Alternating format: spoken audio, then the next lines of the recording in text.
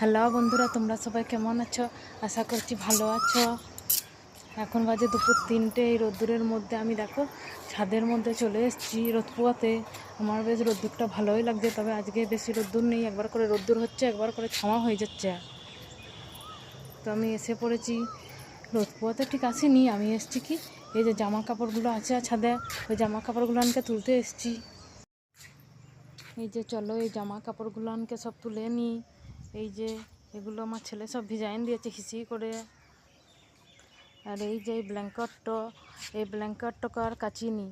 আগের যে ব্ল্যাঙ্কেটটাকে কাচিয়েছিলাম সেই ভিডিওটা তো তোমাদের সাথে শেয়ার করেছিলাম। এটাকে আর কাচতে পারিনি, গতরে আর হচ্ছে না কাচা।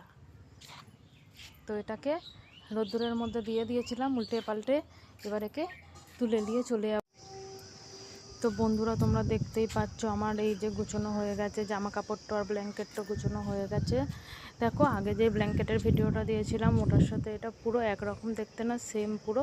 ওটা তো ছিল গিফটে পাওয়া, আর এটা আমার ননদ দিয়েছিল।